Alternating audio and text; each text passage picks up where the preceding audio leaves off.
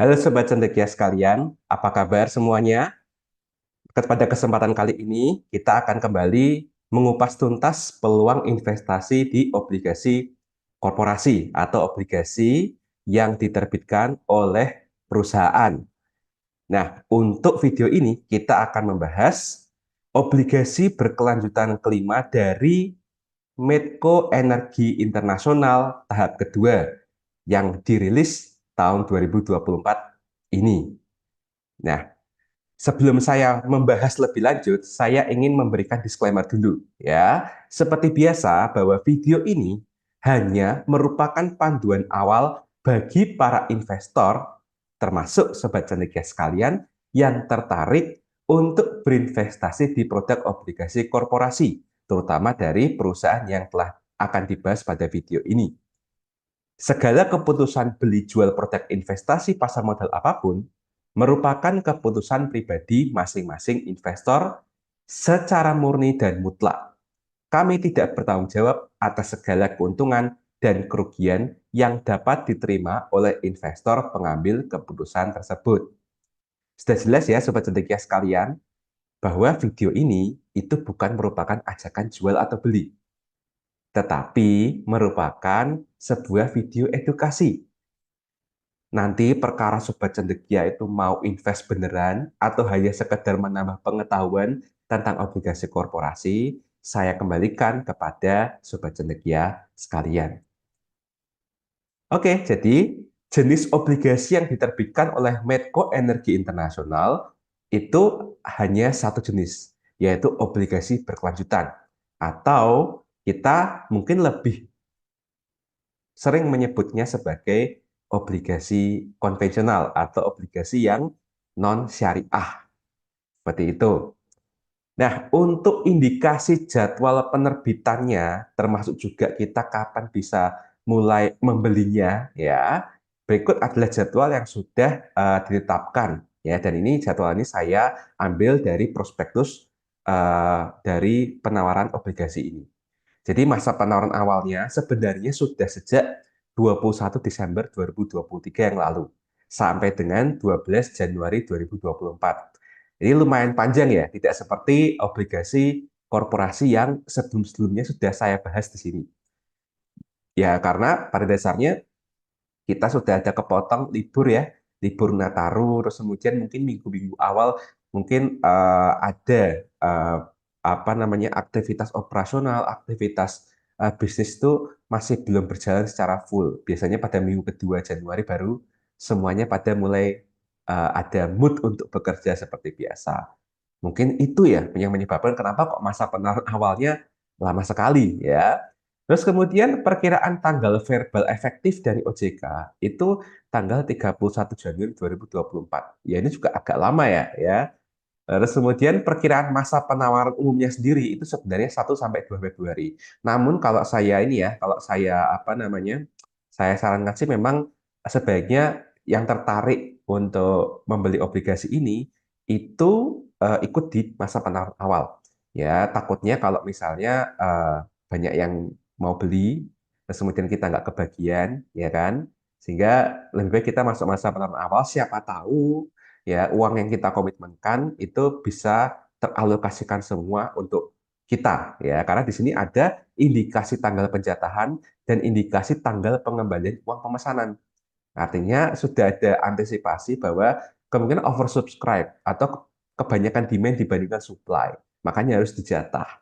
Dan itu pada tanggal 5 Februari 2024. Ya, jadi kalau misalnya ada yang sudah komitmen, misalnya berapa puluh juta ya, mau beli obligasi ini. Nah, jangan ini ya, jangan kecewa kalau misalnya nanti misalnya 50 juta, tapi 50 jutanya ternyata ada yang dikembalikan misalnya 25 juta atau 30 juta.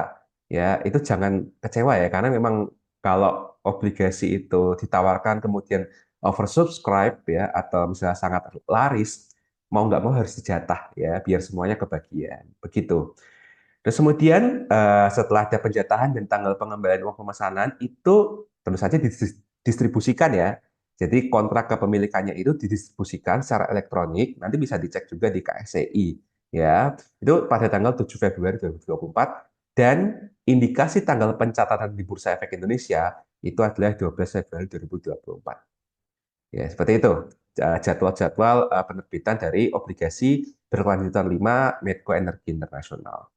Nah, untuk kanal pembeliannya, ini ada dua yang setahu saya ya, yang artinya yang saya lihat-lihat, cek-cek itu sepertinya hanya ada dua ini ya, tempat bisa membeli obligasi, yaitu aplikasi yang namanya Bright Easy, itu dari BRI Dana Reksa Sekuritas, dan aplikasi yang namanya Most, ya, atau ini dari Mandiri Sekuritas. Jadi, untuk anak-anak muda yang lebih senang pakai aplikasi, mungkin belinya lewat aplikasinya. Atau mungkin misalnya ada sobat cendekia di sini yang mungkin mohon maaf kurang ngerti teknologi ya, mungkin bapak-bapak atau ibu-ibu sekalian itu bisa datang ke kantor perwakilan BRI dan Reksa Sekuritas ataupun Mandiri Sekuritas di kota Anda.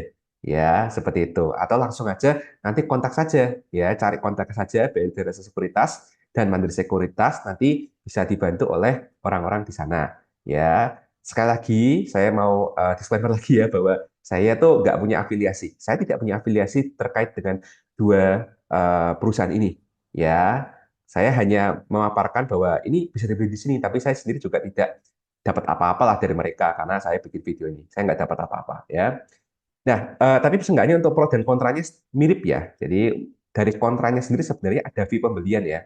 Jadi fee pembelian ada, kemudian biaya materai ada saving fee dan PPN.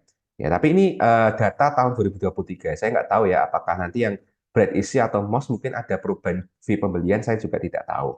Ya, silakan dicek lagi. Terus kemudian untuk pro-nya sendiri itu prospektus lengkap, simulasi investasi dan lembar pemasaran lengkap ya. Cuma bedanya Brad isi itu sendiri itu aksesnya itu bisa didapat kalau kita daftar dulu gitu, atau kita minta ke emailnya ya, emailnya BRI Dana Sekuritas atau ke Instagramnya BRI Dana Sekuritas. Nah, tapi kalau yang untuk MOST yang dari Mandiri Sekuritas itu prospektus, simulasi investasi, lembar pemesanan itu kita bisa mengaksesnya tanpa daftar. Jadi langsung ke websitenya MOST ya, most.co.id ya, itu nanti akan kita bisa lihat semuanya ya. Bahkan penjelasan yang ada di video ini itu sebenarnya mengambil langsung dari prospektus yang disediakan oleh tim MOST seperti itu ya. Nah, secara gampangnya karakteristik obligasi yang ditawarkan itu tidak serumit yang Octopus dan paper ya, karena waktu itu kan Octopus dan paper kan banyak sekali ya, ada 3 jenis. Kalau di sini kita cuma punya satu jenis yaitu obligasi rupiah atau konvensional. Dan serinya itu ada 3. Seri A, seri B, seri C. Dan ini yang belum pernah terjadi ya di video yang saya upload ya di channel ini, yaitu bahwa seri A-nya ternyata tidak dimulai dari 310 hari. Tapi seri A-nya atau jangka pendeknya itu malah mempunyai maturity atau jatuh tempo 3 tahun. Kemudian seri B itu jatuh temponya 5 tahun, seri C jatuh temponya 7 tahun. Nah, untuk kuponnya sendiri ya, kalau seri A ini kan masih masa penawaran ya, masih masa penawaran awal, itu range-nya itu antara 7,1% sampai dengan 7,95% per tahun. Ya, terus kemudian seri B kuponnya 7,5% sampai 8,25% per tahun. Seri C itu kuponnya 8,20% sampai dengan 8,95% per tahun. Ya, ada dua hal yang harus diperhatikan. Yang pertama, ini adalah kupon rate secara gross. Artinya ini belum dikurangi dengan pajak penghasilan final obligasi yang sebesar 10%. Ya, jadi nanti secara netnya ya 7,1% ya dikali 90% hasilnya berapa? Nah, itu adalah contoh kupon yang secara net, artinya sudah melalui potongan pajak penghasilan. Kira-kira seperti itu. Nanti akan lebih kita ini ya lebih kita mengerti di bagian simulasi pasif income-nya ini seperti apa ya, baik yang seri A, seri B maupun seri C. Terus kemudian hal yang kedua adalah bahwa ini masih range. Artinya nanti kalau misalnya ya sobat cendekia sekalian, Bapak Ibu sekalian yang menonton video ini, ketika mengisi lembar pemesanan baik itu secara elektronik maupun secara ya manual ya, jadi di print, diisi pakai pulpen, di scan lagi, terus kemudian dikirim lagi ke sekuritas yang menjadi agen penjualnya. Nah, itu nanti akan diberi pilihan bahwa Anda maunya milih kuponnya yang 7,1% atau 7,95% atau di antaranya. Nah, itu nanti yang akan menjadi bahan pertimbangan akhir dari penjamin emisi efek ya untuk merekomendasikan sebaiknya Medco Energi ini itu memberikan kupon berapa persen. Ya, masa penawaran awal terus bisa disebut juga sebagai book building. Gitu. Jadi perusahaan dan penjamin emisi efeknya obligasi itu seperti kayak tes water test loh, tes the water ya, di tes ombak kira-kira masyarakat yang mau beli itu maunya gimana, nah, kayak gitu ya. Itu yang harus diperhatikan ya, dua hal tadi, yaitu yang pertama terkait dengan ini masih gross, dan yang kedua sobat cendekia sekarang masih harus memilih ya, apakah mau minimalis, maksimalis, atau median average gitu ketika mendaftar uh, surat peminatan ya. Untuk jaminannya sendiri ya itu clean basis.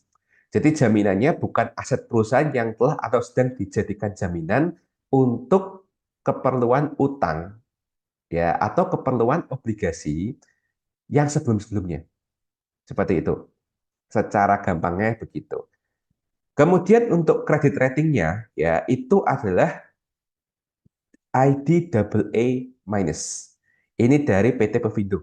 Ya, jadi ini dari anak usahanya Bursa Efek Indonesia, ya Pevindo, itu memberikan rating ID double A minus. Apakah ini bagus? Ya, secara gampangnya ini bagus, ya. Karena kalau sangat bagus itu ratingnya adalah triple A. Triple A itu tertinggi, ya, sangat bagus. Kalau double A itu bagus, ya. Cuma ada minusnya ya, karena nanti akan terkait dengan karakteristik usaha dari perusahaan ini soalnya yang terkait dengan minyak ya dan energi. Nah, kemudian pembayaran kuponnya ya kalau misalnya sobat cendekia sekalian membeli obligasi ini ya terus dapat jatah juga. Pembayarannya setiap 3 bulan sekali dengan metode 30 per 360 day basis. Dalam artian asumsinya sebulan ada 30 hari dan setahun ada 360 hari. Dan jumlah pemesanannya ya entah nanti pesannya lewat Brights maupun Most ya, itu minimal 5 juta dan kelipatan 5 juta. Jadi modelnya seperti ini, 5 juta, kemudian 10 juta, 15 juta, 20 juta. Ya, tapi yang perlu dipahami adalah satu lembar kontrak. Jadi pembayangannya adalah satu lembar kontrak. Itu harganya 5 juta. Kayak gitu. Ya. Terus kemudian berarti kalau belinya 10 juta, dapatnya dua kontrak. Kalau 15 juta, berarti dapatnya tiga kontrak. Seperti itu. Ya. Dan rencana penggunaan dananya, ini yang harus diperhatikan benar-benar ya. Yaitu adalah seluruh dana yang diperoleh dari hasil penawaran umum ini, setelah dikurangi biaya-biaya emisi, akan digunakan untuk pembiayaan kembali utang perseroan. Nah, ini bahasa bahasa istilahnya bahasa yang lebih decisif ya. Ini kan agak muter-muter ya. Bahasa decisif adalah dia itu ngutang ya untuk membayar kembali utang yang sebelumnya. Istilahnya seperti itu. Ya, nah perkara cocok apa enggak, saya sudah ingatkan bahwa ini tuh bukan obligasi syariah ya. Ini adalah obligasi konvensional. Dan yang namanya melunasi utang dengan utang itu wajar gitu loh. Ya, di dunia finansial itu wajar ya. Oleh karena itu, tetap terapkan due diligence ya. Kalau merasa nggak enak dengan model rencana seperti ini, ya mungkin jangan ambil. Tapi kalau misalnya tetap mau ya, misalnya mau ambil yang jangka pendek saja, 3 tahunan gitu, saya juga tidak bisa melarang ya. Itu semua keputusan dari sobat cendekia sekalian. Nah, untuk sekilas mengenai perseroan ya, supaya kita tahu lah kita tuh sebenarnya beli obligasi dari perusahaan semacam apa. Nah, untuk yang sering sekali di dunia saham mungkin sudah apalah ya Menko Energi kayak apa lah ya. Coba cendekia sekalian yang mungkin belum pernah apa namanya lalang buana di pasar saham ya dan belum tahu perusahaan yang kodenya sebenarnya MEDC ya, MEDC gitu ya. Ini pada dasarnya adalah perusahaan yang sudah lama ya berdirinya. Karena dia berdiri ya dengan akta pendirian tuh 9 Juni 1980. Berarti sudah hampir 43 tahun nih ya, 43 tahun, 44 tahun. dulu namanya Meta FC Pribumi Drilling Company. Nah, dari kata-kata awalnya sendiri, pasti tahulah ya bahwa ini adalah perusahaan energi. Kalau ngomongin drilling, ya berarti ngomongin tentang oil atau minyak. Ya, tetapi eh, dari sini saja kita lihat dari sejarahnya mengalami banyak sekali perubahan-perubahan anggaran dasar ya perseroan ya di mana anggaran dasar perseroan terakhir yang paling update itu tahun 2021 dan mereka menyatakan bahwa usaha mereka itu di bidang aktivitas perusahaan holding, jasa konsultasi manajemen, dan perdagangan. Kalau mau lebih diuraikan lagi, ya ini saya skip dulu ya. Yang pertama, melakukan aktivitas perusahaan holding itu maksudnya adalah kepemilikan dan atau penguasaan aset dari sekelompok perusahaan subsidiarinya. Jadi ini modelnya adalah perusahaan yang didirikan untuk membentuk anak usaha. Nah, nanti kerjaannya itu adalah ngurusi anak usahanya. Seperti itu. Yang kedua, melakukan aktivitas konsultasi manajemen lainnya, termasuk juga ini ya, bantuan nasihat, bimbingan operasional usaha dan lain sebagainya. Ya, terus ada juga ada kelistrikan juga ada ya, ya berkaitan dengan keuangan juga.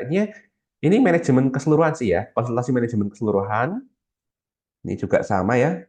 Terus kemudian efisiensi pengawasan ini juga sama. Jadi intinya kalau melihat dari poin B ini ya, ini salah dua dari kegiatan utamanya adalah memberikan konsultasi manajemen menyeluruh ya. Dan yang ketiga, melakukan usaha perdagangan besar bahan bakar gas, cair dan padat serta produk yang bersangkutan dengan itu. Jadi ceritanya anak usahanya yang ngedrill ya, terus kemudian induk usahanya yaitu Medco Energi ini itu yang melakukan perdagangan besarnya. Kurang lebih seperti itu. Nah, untuk yang ini mungkin hanya sekedar penjabaran lebih lanjut lagi ya terkait dengan yang tadi. Nah, tapi mungkin kita akan lebih fokusnya ke ini ya, lebih fokusnya ke poin C atau bidang usaha ketiga karena memang di pasar saham sendiri, Medco Energi Internasional ini sendiri juga dikategorikannya sebagai perusahaan energi gitu. Nah, perdagangan bahan bakarnya seperti apa? Ini bahan bakar gas, cair dan padat ya, seperti minyak bumi mentah, minyak mentah, bahan bakar diesel, gasolin, bahan bakar oli, kerosin, premium, solar, minyak tanah, batu bara, arang, batu bara ampas, arang batu, bakar kayu dan lain sebagainya ya. Jadi ini ternyata bukan hanya minyak juga ya, ternyata tapi juga batu bara juga seperti itu. LPG juga, wah banyak banget lah ini ya. Cuma memang kalau di pasar saham sendiri kita lebih mengenalnya itu sebagai perusahaan drilling company lah, drilling oil company. Itu. Ini juga sama ini hanya sekedar penjelasannya saja ya. Oh ya, saya tadi nge-skip ini ya. Jadi dari sini kita bisa melihat ya bahwa daftar pemegang saham ya terutama daftar pemegang saham pengendalinya yang paling besar itu PT Medco Daya Abadi Lestari ya. Dan kemudian yang kedua adalah Diamond Bridge Pte Ltd, kemudian masyarakat yaitu yang ada di pasar saham itu kebagian 22,93%. Ya, dan di sini kita bisa lihat bahwa ini perusahaannya swasta ya, bukan BUMN ya, seperti itu. Nah, terus kemudian ya ini hanya sekedar penjelasan saja ya. Ini saya ambil dari prospektusnya ya, eksportir ya, eksportir. Ya, Perseroan merupakan holding perusahaan eksplorasi dan produksi minyak dan gas terbesar setelah Pertamina. Jadi Pertamina yang monopoli, terus kemudian ada Medco Energi Internasional ini dan menjadi eksportir gas utama ke Singapura ya setelah menyelesaikan penggabungan dan mengambil alih dari usaha Ophir Energy dan hak operator Kontur PLC dan ConocoPhillips. Ya, ini silakan ya kalau misalnya ada yang tertarik dengan informasi ini silakan video ini di stop ya, di pause. Kemudian silakan bisa dibaca ini atau tinggal download prospektusnya yang lebih lengkap di websitenya MOST ya atau websitenya Mandiri Sekuritas ya. Nah, kalau kita lihat di sini ya, umur cadangan ya, umur cadangan terbukti dan terduga. Artinya tuh ini bisa kita gunakan untuk mengira-ngira ya, perusahaan ini itu akan bisa making money ya, making money atau making cuan ya, itu sampai berapa tahun lagi. Nah, di sini ada beberapa ini ya, beberapa sumber ya, ada 6 sumber ya, untuk Medco Energi sendiri ya ketika dibandingkan dengan yang lain-lainnya ya, yang lainnya kayak orang luar negeri semua ya. Sementara yang kedua itu ada Energi Mega Persada. Ini Energi Mega Persada apa jangan-jangan energi yang punya Bakri ini kayak ya kemungkinan itu sih ya. Nah, kalau Medco Energi sendiri, kalau kita lihat itu mempunyai ini ya, sekitar hampir 20 tahun, hampir 20 tahun yang bisa digunakan sebagai cadangan untuk eksplorasi. Nah, tetapi kalau kita lihat ya, pernyataan perusahaan sendiri itu menyatakan bahwa umur energi terbukti terduga per 31 Desember 2022 yaitu sekitar 8,4 tahun. Sedangkan umur energi terbukti dan terduga per 31 Desember 2021 adalah 13,4 tahun. Nah, di sini yang perlu jadi ini ya tingkat kewaspadaan bahwa 2 tahun lalu, ya 2 tahun lalu tahun 2021 itu 13,4 tahun, tapi setahun yang lalu itu direvisi jadi hanya 8,4 tahun. Sementara obligasi ini itu punya 3 seri kan, yaitu 3 tahun, 5 tahun, dan 7 tahun. Nah, oleh karena itu yang harus diperhatikan adalah kalau misalnya Anda mau ambil yang 7 tahun atau bahkan 5 tahun, itu risknya tinggi, ya tergolong tinggi. Karena kita sendiri tidak tahu apakah setelah 84 tahun ini cadangan-cadangan yang terbukti terduga dalam dalam grafik ini itu bisa dieksplorasi lagi apa tidak. Nah, berhubung saya sendiri tidak terlalu paham ya terkait dengan bisnis oil ya, oil apa namanya dan gas seperti ini. Saya tahunya batu bara ya. Tapi kalau misalnya Anda tahu dan merasa bahwa wah bisa itu kok 8,4 tahun itu kan sekarang. Nanti kan ada eksplorasi lagi dan nanti naik lagi. Ya mungkin seri B dan seri C mungkin bisa jadi pilihan yang masuk akal buat Anda. Ya, tapi buat saya yang tidak terlalu ngerti oil dan gas itu operasional seperti apa, planning drillingnya seperti apa secara lebih mendalam, ya, saya pikir paling rasional itu adalah memilih yang seri A saja. Ya, karena hanya berdasarkan data yang disebutkan oleh perusahaan ke kita, yaitu yang ini. Ya.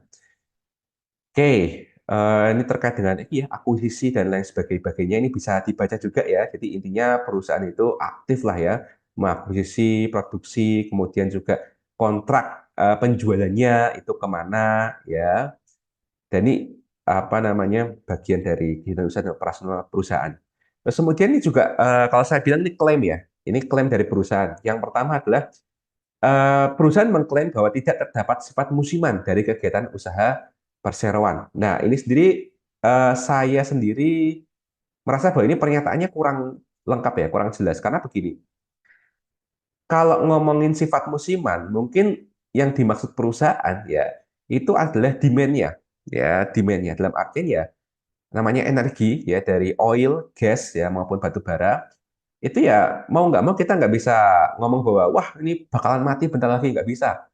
Ya, kenyataannya kita butuh listrik, kita butuh energi untuk kendaraan kita. Ya, artinya secara demand oke, ya tidak musiman. Tetapi kalau kita ngomongin harga ya terutama karena tadi dia menyebutkan banyak sekali ekspor-ekspor, berarti eh, harga ekspornya sendiri itu kan berfluktuatif.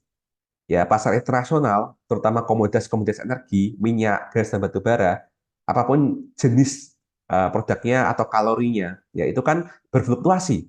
Ya, tergantung demand, tergantung musim, tergantung dari eh, supply secara global, ya, lagi seret atau lagi banyak sekali.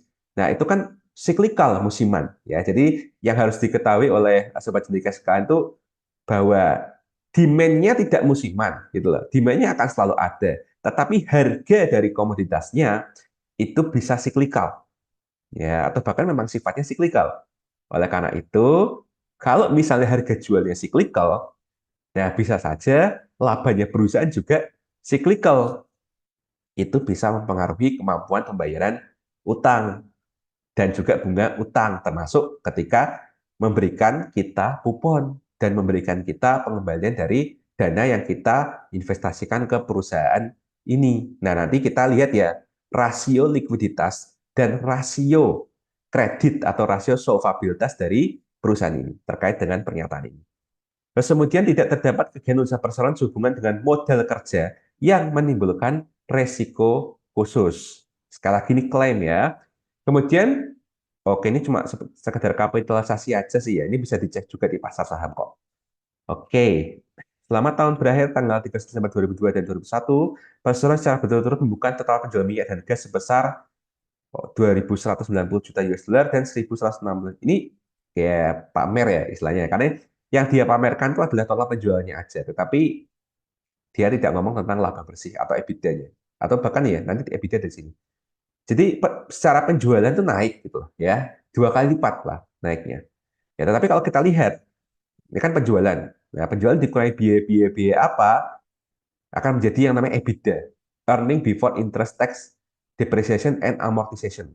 Jadi laba sebelum bayar bunga, utang, bayar pajak, dan membayar biaya depresiasi amortisasinya. Nah, kalau kita lihat EBITDA-nya itu 1.593 juta per 2022 dan 667 juta per 2021. Ya, artinya masih bagus lah ya, karena dari segi EBITDA saja itu lebih lebih apa namanya lebih dari 2 kali lipat ya, 2,5 kali lipat lah paling enggak. Tapi nanti kita lihat ya rasionya seperti apa. Oke, ya jadi ini yang saya maksud ya sebagai rasionya seperti apa ya. Jadi di sini ada 3 lini masa ya. Pertama yaitu kita memperbandingkan antara akhir tahun 2021 dan akhir tahun 2022. Terus kemudian kita akan membandingkan akhir tahun 2022 sampai dengan tahun berjalan 30 September 2023 itu seperti apa. Nah, di sini kalau kita lihat ya, di sini ada rasio lancar. Ini kayaknya cuma satu-satunya rasio likuiditasnya cuma rasio lancar yang ditampilkan oleh perusahaan ya. Jadi rasio lancar tuh membandingkan antara dia punya aset bersih, apakah cukup ya untuk membayar kewajiban jangka pendek dia. Seperti itu. Nah, kalau kita lihat di sini, pada dasarnya semakin tinggi, itu semakin bagus. Tapi kalau ketinggian juga berarti menandakan tidak efektif di perusahaan. Nah, kalau kita lihat di sini, akhir tahun 2021, dia rasio lancarnya 1,69. Sementara akhir tahun 2022, rasio lancarnya 1,27. Ini turun ya, jadi sedikit waspada kita ya. Jadi kita agak sedikit waspada karena dia likuiditasnya itu menurun. Walaupun kalau kita lihat secara tahun berjalan 2023 itu sedikit naik lagi. Standar yang bagus bagaimana? Nah, tergantung ya. Kalau di apa namanya di buku-buku referensi perkuliahan ya, terutama yang saya pernah dapat dan saya juga ajarkan ke para mahasiswa, itu di atas 1 kali. Tetapi ya konteksnya waktu itu adalah perusahaan manufaktur. Sementara perusahaan minyak dan gas itu tidak ada eh, ketentuan yang khusus berlaku.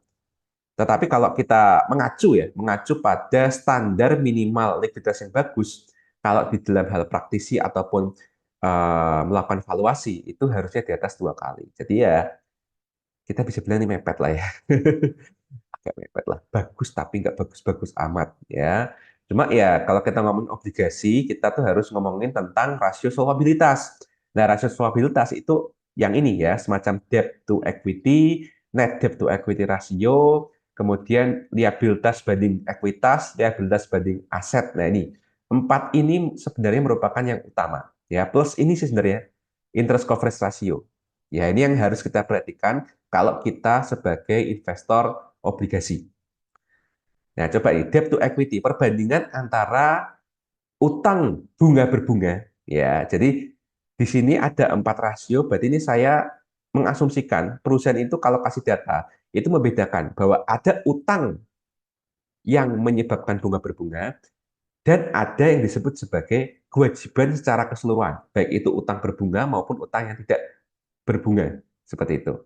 Jadi yang 2 ini itu berarti ngomongin tentang utang bunga berbunga, yang 2 yang ini ya itu ngomongin tentang semua kewajiban termasuk utang bunga berbunga dan utang non bunga berbunga. Ini seperti itu ya.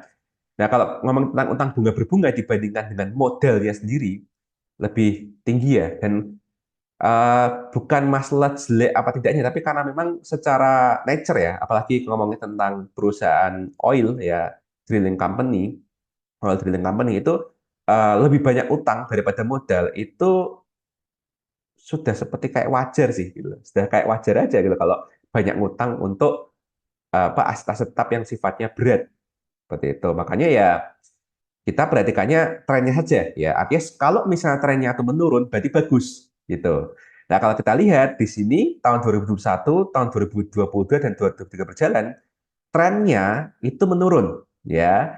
Baik itu ketika melihat debt to equity dan net debt to equity ratio. Dari 2 kali ya, kemudian lama-lama mulai menuju ke 1 kali. Ini merupakan pertanda bagus, ya, dan lebih super lagi kalau bisa di bawah 1 sebenarnya. Ya, karena itu berarti sangat ayem, dan saya yakin kalau ini bisa di bawah 1 kali, mungkin ratingnya bukan AA minus lagi, mungkin AA atau bahkan AA plus. Bisa saja kelak gitu ya.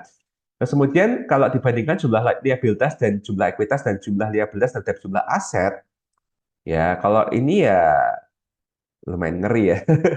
Artinya ketika semua kewajiban dibandingkan dengan modalnya, wah ini sampai 3 kali lipat, 2 kali lipat. Tapi seenggaknya ya kita bisa lihat lah ya trennya menurun lah. Ya, nah kita juga nggak tahu ya setelah ngutang ini nanti bakal naik lagi apa enggak ya. Pastinya naik lagi, cuma seberapa parah saya juga nggak tahu. Ya, terus kalau dibandingkan dengan jumlah asetnya, ya setidaknya inilah ya, setidaknya nggak sampai 1 kali. Karena kalau angka ini semakin mendekati 1 kali, itu sebenarnya semakin gawat sebenarnya, karena dia resiko solvabilitasnya itu gede. Ya, untuk sementara ini ya oke lah, nggak apa-apa lah. Apalagi kita ngomongnya perusahaan drilling company ya. Nah, terus kemudian imbal hasil atas aset. Ya, ini bisa dibilang sebenarnya ROA sih ya. Ini ROA, ROE, dan ini NPM, net profit margin. Kalau kita lihat atas aset 1 digit ya, tapi kalau kita lihat ada peningkatan drastis ya. Tahun 2021 ke tahun 2022 naik drastis. Dulunya 1,1%, terus jadi 7,95%, dan tahun berjalan 2023 itu 5,02%. Yaitu mungkin terkait dengan ini ya, terkait dengan adanya penjualan yang sampai 2 kali lipat ya.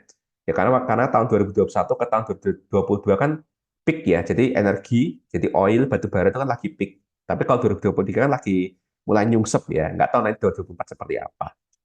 Nah, untuk ROE dan ROA-nya sendiri, sorry, ini ROA ya. Ini ROE-nya sendiri itu awalnya juga 5,09%, terus kemudian tahun 2022 itu 31,56%. Ya, makanya ini yang disebut sebagai cyclical. Kalau harga komoditasnya itu lagi bagus, wah itu apa namanya perusahaan itu terkesan bagus banget. Tapi kalau lagi seret-seretan, wah perusahaan seperti kayak tidak menarik sama sekali untuk dibeli sahamnya maupun untuk dikasih utangan. Seperti itu. Jadi ya ini perusahaan siklikal lah. Jadi kalau perusahaan ini sendiri ngeklaim bahwa dia itu tidak terdapat sifat musiman, nah ini yang perlu digarisbawahi, dipertanyakan gitu loh. Maksudnya perusahaan ini apa? Kalau dia maksudnya hanya sekedar demand dari produknya, iya nggak musiman. Tapi kalau dari segi kinerja perusahaan musiman, iya musiman. Seperti itu. Bisa terlihat ya dari sini. Kayak NPM juga sama lah ya. Ini kan terkait dengan imbalan itu laba bersih sebenarnya, laba bersih ya. Oke, terus kemudian ya secara keseluruhan ya, kalau saya bilang sekilas dari ininya saja itu bagus. Ya bagus atau bisa dibilang semakin baik. Tetapi ingat, perusahaan ini musiman sifatnya, kinerjanya. Ya, jadi pastikan saja yang diinvestasikan ke sini itu adalah uang dingin. Ya, terutama karena ini sifatnya kontrak dan nggak bisa dijual belikan lagi. Artinya yang kita lakukan hanyalah nanam duit, kemudian nunggu sampai jatuh tempo. Kita nggak bisa melakukan aksi penjualan.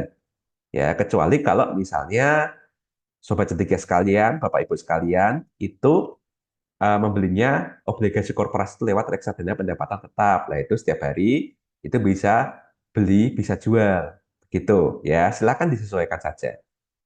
Oke, terus kemudian yang terakhir mungkin saya akan bahasnya interest coverage ratio ya, karena ini juga yang paling penting. Karena interest coverage ratio itu sebenarnya mengukur ya, mengukur berapa kali lipat ya laba bersih sebelum pajak, sebelum bunga, sebelum depresiasi amortisasi itu bisa digunakan untuk melunasi bunga bunga utang tahunannya. Artinya semakin tinggi semakin baik. Artinya semakin dia itu solvent untuk bayar bunga utang bank ataupun kupon obligasi yang sudah ada selama ini. Nah, di sini kita bisa lihat bahwa di 3,13 kali tahun 2001. Jadi ketika harga minyak ya waktu itu masih low ya, itu dia masih baik lah. Paling nggak di atas 3 kali itu baik.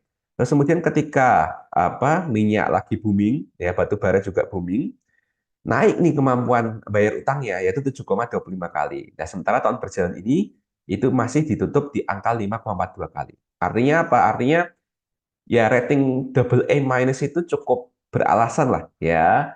Minusnya mungkin karena sifat dari perusahaan ini adalah cyclical ya, kinerjanya bisa cyclical tergantung harga komoditasnya.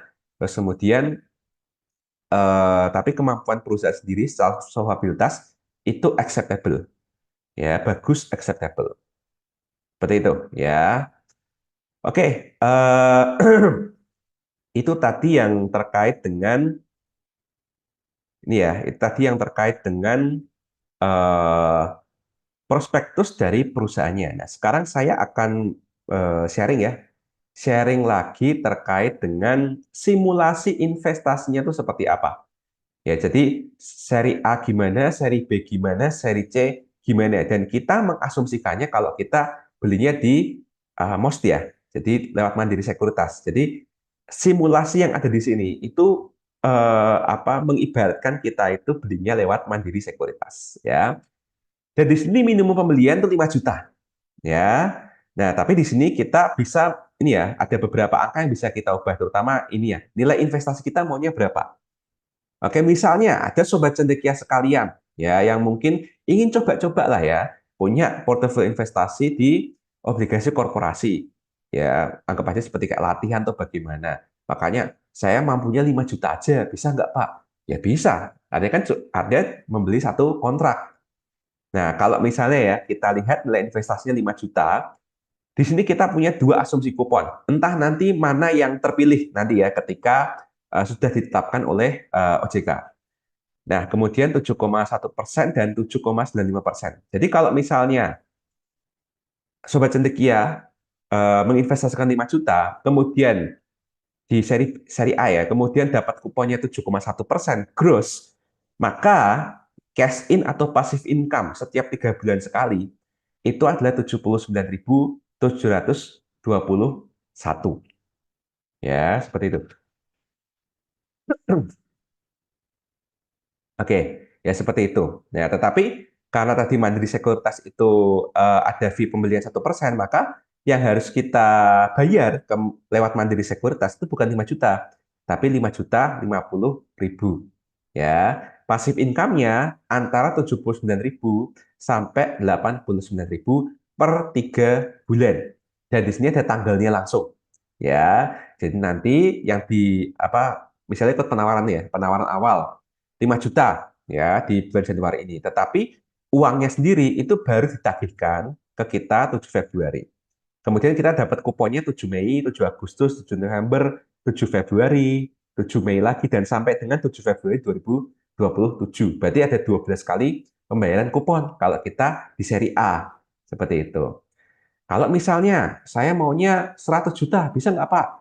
Ya bisa, ya. Anggap saja juga kita itu mungkin dapatnya juga full 100 juta, maka ya setiap 3 bulan sekali kita akan mendapatkan passive income netnya, ini sudah dipotong pajak penghasilan final juga ya, itu adalah 1,59 juta sampai dengan 1,78 juta rupiah ya per 3 bulan sekali. Nah kalau misalnya 1 miliar gimana Pak? Saya mau 1 miliar. Silakan ya. Kalau belinya di seri A, maka jadinya antara 15,9 juta sampai 17,8 juta rupiah per 3 bulan sekali.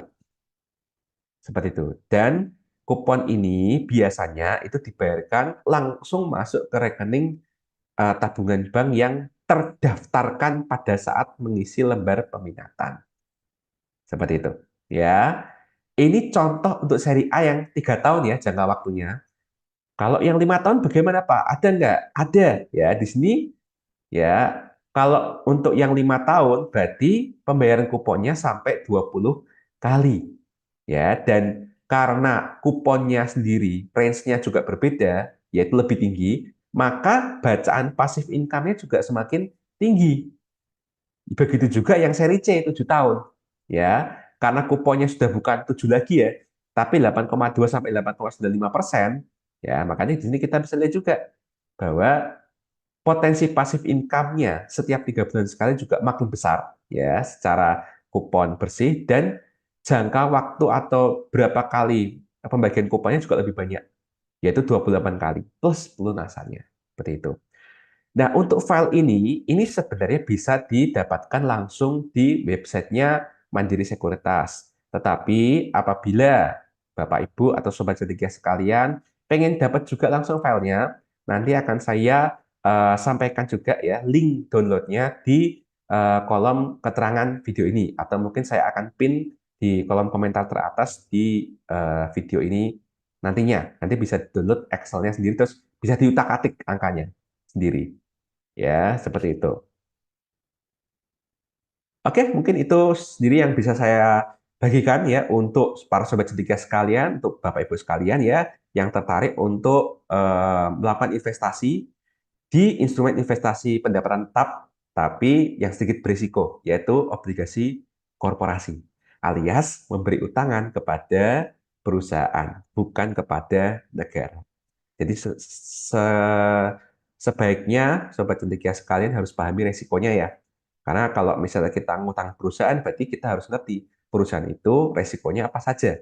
Ya, apalagi kalau perusahaannya sendiri itu solvabilitasnya itu dipertanyakan. Tapi tadi kita sudah lihat ya, secara garis besar rasio solvabilitasnya itu bisa diterima, cukup bagus. Artinya rating double A minus itu bisa dijustifikasi berdasarkan yang sudah kita bahas panjang lebar dari awal sampai dengan akhir tadi. Ya, keputusan akhir tetap di tangan sobat cendekia sekalian ya. Kalau saya sendiri ya melihat kuponnya seperti apa, kemudian melihat perusahaannya seperti bergerak di bidang apa, kalau menurut saya pribadi ya, karena saya itu sudah punya portofolio di batu bara, saham batu bara, menurut saya ini tidak menarik ya, karena bagi saya risknya harusnya tinggi gitu loh. Meskipun ratingnya double E, kupon yang dibayarkan harusnya paling tidak ya ada 10% lah gitu loh. Ada 9% lah. Di sini tidak ada 9% dan kalaupun ada yang mendekati 9%, itu harus 7 tahun. Nah, bagi saya tidak menarik. Karena lebih bagus membeli saham batu bara, nyangkut dikit nggak apa-apa, tapi balik modalnya 6-7 tahun bisa. Itu kan sama aja lebih dari 10% kan tiap tahun gitu loh. Dari yield dividennya saja, meskipun itu dalam kondisi nyangkut sekalipun loh. Kayak gitu. Nah, tapi kalau misalnya Anda ngomong bahwa, wah saham itu ngeri, saya nggak kuat melihat naik turunnya bisa minus 20%, 30%. Nanti seolah nanti dividen saya tidak ada gunanya. Ya, berarti mungkin memang profil resiko Sobat Cendekia, Bapak Ibu, mungkin memang bukan di saham. Mungkin memang bagusnya di eh, pasar obligasi. Itu juga tidak apa-apa. Ya, sekali lagi keputusan terakhir tetap ada di tangan Sobat Cendekia sekalian dan Bapak Ibu juga. Oke, jadi begitu ya. Jika video ini dirasa bermanfaat, ya mungkin bisa di-share ke teman-temannya, tapi jangan lupa like video ini, subscribe channel ini, dan aktifkan lonceng notifikasi supaya Sobat Cendekia sekalian dapat eh, me, meng- apa, mem- dapat dapat mengaktifkan notifikasi ya untuk bisa mendapatkan video-video terbaru atau info-info terbaru atau edukasi terbaru dari Cendekia Financial Center.